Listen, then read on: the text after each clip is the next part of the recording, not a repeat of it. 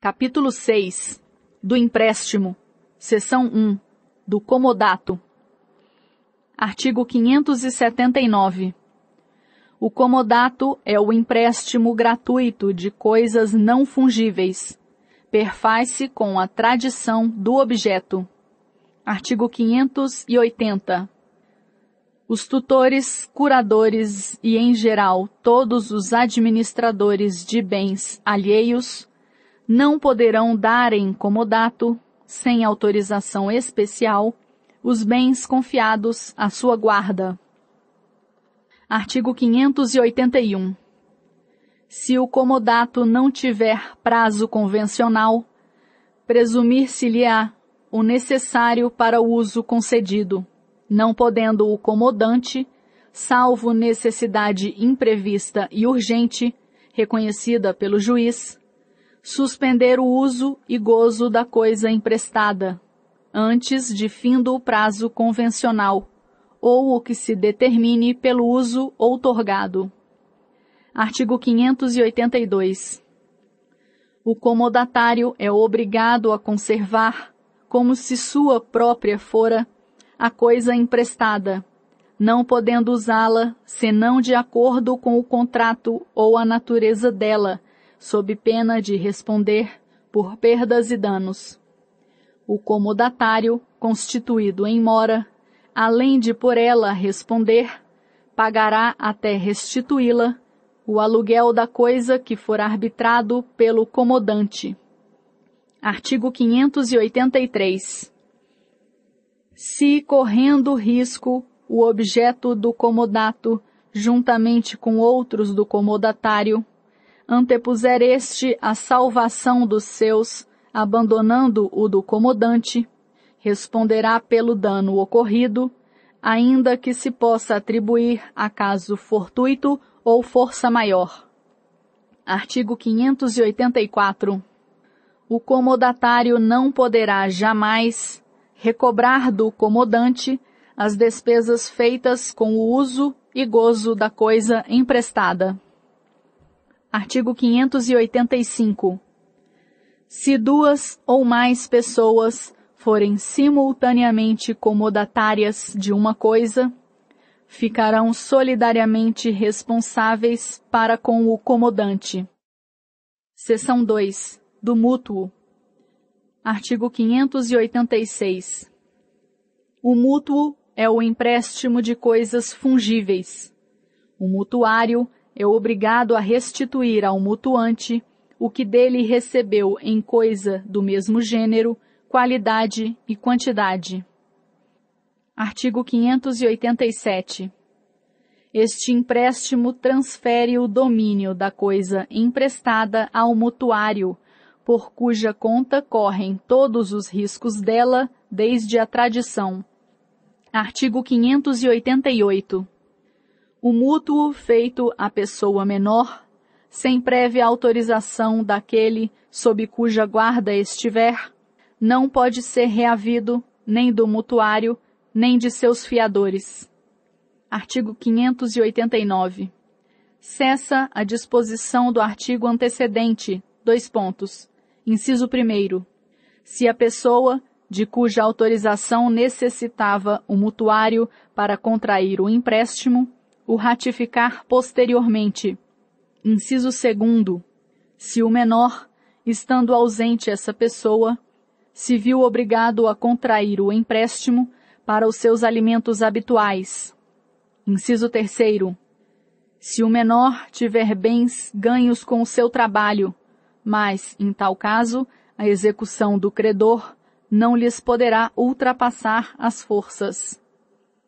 Inciso 4º. Se o empréstimo reverteu em benefício do menor. Inciso 5º. Se o menor obteve o empréstimo maliciosamente. Artigo 590.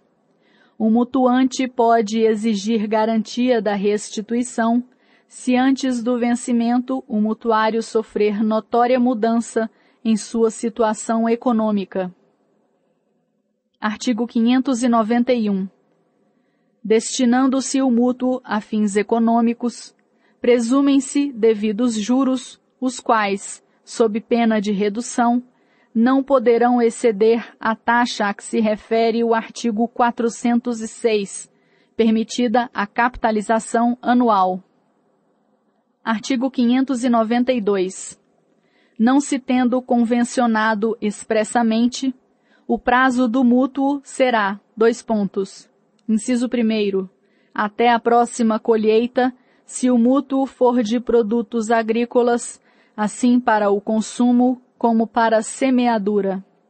Inciso 2º, de 30 dias, pelo menos, se for de dinheiro. Inciso 3º, do espaço de tempo que declarar o mutuante, se for de qualquer outra coisa fungível. Capítulo 7. Da prestação de serviço. Artigo 593. A prestação de serviço, que não estiver sujeita às leis trabalhistas ou à lei especial, reger-se-á pelas disposições deste capítulo. Artigo 594. Toda espécie de serviço ou trabalho lícito, material ou imaterial, pode ser contratada mediante retribuição. Artigo 595.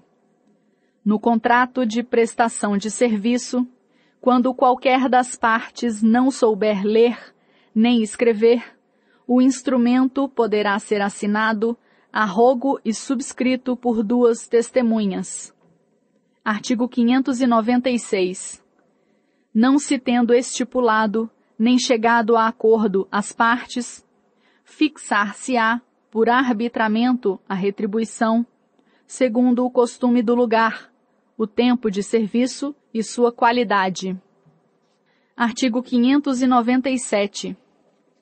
A retribuição pagar-se-á depois de prestado o serviço, se por convenção ou costume, não houver de ser adiantada ou paga em prestações. Artigo 598.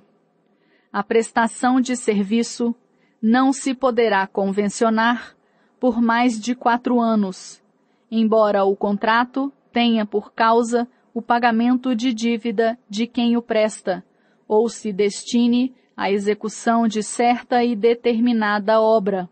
Neste caso, decorridos 4 anos, dar-se-á por findo o contrato, ainda que não concluída a obra.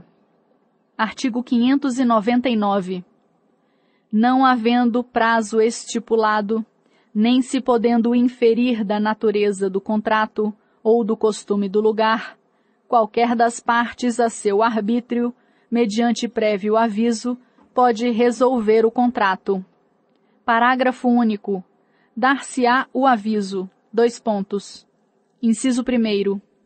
Com antecedência de 8 dias, se o salário se houver fixado por tempo de 1 mês ou mais. Inciso 2º. Com antecipação de 4 dias, se o salário se tiver ajustado por semana ou quinzena. Inciso 3º. De véspera, quando se tenha contratado por menos de 7 dias. Artigo 600. Não se conta no prazo do contrato o tempo em que o prestador de serviço, por culpa sua, deixou de servir. Artigo 601. Não sendo o prestador de serviço contratado para certo e determinado trabalho, entender-se-á que se obrigou a todo e qualquer serviço compatível com as suas forças e condições. Artigo 602. O prestador de serviço contratado por tempo certo ou por obra determinada não se pode ausentar ou despedir sem justa causa, antes de preenchido o tempo ou concluída a obra. Parágrafo único.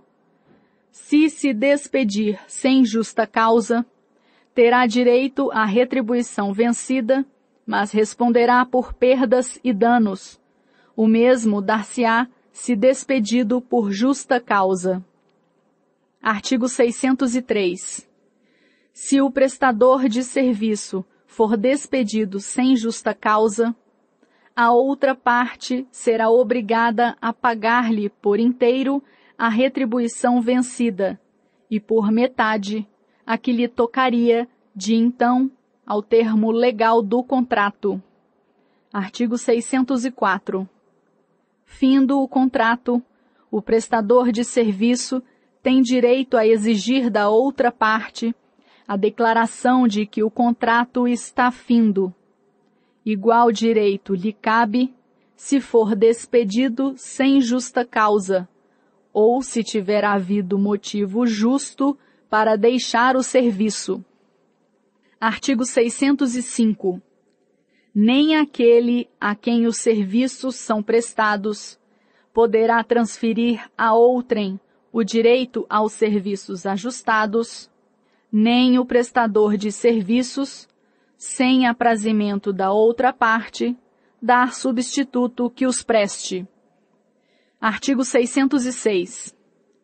Se o serviço for prestado por quem não possua título de habilitação ou não satisfaça requisitos outros estabelecidos em lei, não poderá quem os prestou cobrar a retribuição normalmente correspondente ao trabalho executado, mas se deste resultar benefício para a outra parte, o juiz atribuirá a quem o prestou uma compensação razoável, desde que tenha agido com boa-fé.